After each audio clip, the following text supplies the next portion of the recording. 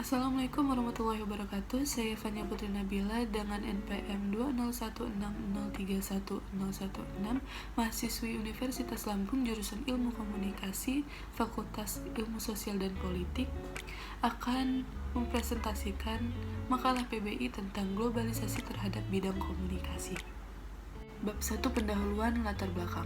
Saat ini era globalisasi memiliki pengaruh yang besar dalam setiap aspek kehidupan manusia, terutama dalam bidang teknologi. Perkembangan teknologi yang semakin canggih memberikan suatu perubahan besar dalam komunikasi yang dilakukan oleh masyarakat era modern. Perkembangan teknologi di zaman sekarang juga dapat menyebabkan terjadinya berbagai perubahan sosial dalam masyarakat, bisa ke arah positif maupun ke arah negatif. Maka dari itu kita harus mengetahui tentang bagaimana globalisasi berpengaruh terhadap bidang komunikasi. Adapun rumusan masalah dan tujuan penulisan. Rumusan masalah yang pertama adalah apa yang dimaksud dengan globalisasi. 2. Bagaimana globalisasi terhadap bidang komunikasi. 3. Apa peran komunikasi di era globalisasi. 4. Apa dampak dari globalisasi di bidang komunikasi. Adapun tujuan pembahasannya yaitu bertujuan untuk mengajak pembaca memahami tentang definisi, proses, dan peran globalisasi yang terjadi di bidang komunikasi, serta mengetahui dampak apa yang ditimbulkan dari globalisasi terhadap bidang komunikasi. Bab 2, pembahasan. Dalam pembahasan kali ini kita akan membahas tentang pengertian globalisasi, komunikasi di era globalisasi, peran komunikasi di era globalisasi, dan juga dampak globalisasi di bidang komunikasi. Yang pertama, pengertian globalisasi. Secara etimologi, kata globalisasi berasal dari bahasa Inggris, yakni globalize, yang berarti universal atau menyeluruh. Dan penambahan kata ization yang menjadikan kata ini memiliki arti proses yang mendunia. Jadi, arti dari globalisasi ialah proses suatu informasi, teknologi, pemikiran, gaya hidup yang mendunia. Adapun ahli dari Indonesia mengatakan bahwa globalisasi ialah suatu proses terbentuknya sistem organisasi dan komunikasi antar masyarakat di seluruh dunia untuk mengikuti sistem dan kaidah-kaidah tertentu yang sama, kata Selo Sumarjan.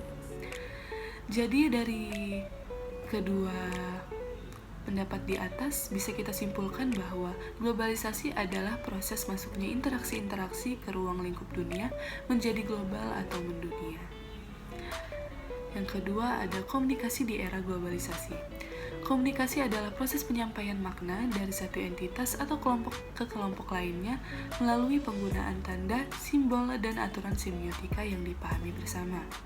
Pada era globalisasi ini, tatanan kehidupan menjadi terubah karena tersingkirnya batas-batas geografi, ekonomi, dan budaya masyarakat. Pada zaman dahulu, seseorang akan sangat sulit untuk bertukar pesan melalui pos dan surat kabar, dan itu membutuhkan waktu yang sangat lama. Saat ini kita berkomunikasi menjadi sangat mudah karena adanya internet. Karena adanya internet pun kita dapat mengetahui dan dapat memperoleh informasi dari orang-orang yang berada jauh dari kita. Kemajuan teknologi tersebut juga menyebabkan munculnya berbagai macam situs jejaring sosial dalam media sosial yang bisa diakses secara online melalui sambungan internet. Contohnya seperti WhatsApp, Facebook, Twitter, Instagram, dan aplikasi lainnya. Selanjutnya kita membahas tentang peran komunikasi di era globalisasi. Yang pertama ada meningkatkan kreativitas. Maksudnya di sini adalah individu yang berkomunikasi di era globalisasi cenderung kreatif dengan memanfaatkan bermacam-macam teknologi yang ada pada zaman sekarang. 2. Mengekspresikan diri. Dengan teknologi yang berkembang sekarang, orang lebih leluasa mengekspresikan diri melalui media sosial mereka dengan memposting konten-konten yang berhubungan dengan kepribadian mereka. 3. Menjalin kerjasama. Dengan adanya teknologi pada zaman sekarang, kita dapat menjalin kerjasama dengan baik kepada orang-orang di sekitar kita. 4. Mempelajari karakter manusia. Karakter seseorang akan terlihat dan dapat dinilai oleh orang lain ketika mempublikasikan kehidupannya di media sosial. 5. Mengasah keterampilan teknologi. Dengan adanya teknologi yang semakin canggih, seseorang berlomba untuk mengasah keterampilan teknologi yang ada. 6. Membangkitkan motivasi. Dengan adanya teknologi, media dapat membangkitkan motivasi seseorang. Motivasi yang dapat disalurkan berupa motivasi yang membangun, terutama dalam mencapai teknologi yang semakin modern dan mempermudah seseorang dalam kehidupan sehari-hari. 7. Mempermudah mengakses komunikasi. Kecanggihan teknologi dalam komunikasi ini memiliki peran untuk mempermudah manusia dalam memperoleh informasi, baik di dalam negara maupun di luar negara. 8. Mengembangkan bisnis. Mengembangkan bisnis menjadi sangat mudah, apalagi untuk menjalin kerjasama dengan pihak lain. Kita dapat menjalankan bisnis dengan menggunakan platform-platform yang ada, contohnya seperti Shopee, Bukalapak, Lazada, dan platform semacamnya. Selanjutnya, kita membahas tentang dampak globalisasi di bidang komunikasi. Bisa dilihat di sini bahwa globalisasi bisa berdampak positif maupun berdampak negatif. Bisa dilihat sisi positifnya yaitu 1. Dapat menghubungkan orang dari seluruh dunia. 2. Penyebaran informasi menjadi sangat cepat. 3. Munculnya media sosial yang dapat digunakan masyarakat untuk saling berinteraksi dan mendapat informasi. 4. Dapat memajukan dunia pendidikan melalui internet karena banyaknya informasi yang dapat diperoleh. Sisi negatifnya yaitu 1. Kemajuan teknologi komunikasi yang ada sekarang justru menurunkan semangat juang. 2. Terjadinya cybercrime. 3. Penyebaran berita hoaks. Dan 4. Terjadinya cyberbullying. Bab 3 yaitu penutup. Kesimpulan, teknologi komunikasi saat ini sangatlah penting bagi seluruh dunia, karenanya kita dapat saling berinteraksi dengan mudah dan efektif.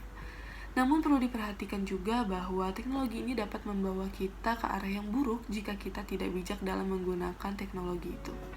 Maka dari itu, kita harus bijak dan teliti dalam memanfaatkan teknologi komunikasi yang ada. Adapun daftar pustaka yang saya jadikan referensi untuk menulis presentasi ini. Dan sekian dari saya. Mohon maaf jika ada salah kata dan kekurangan dalam presentasi ini.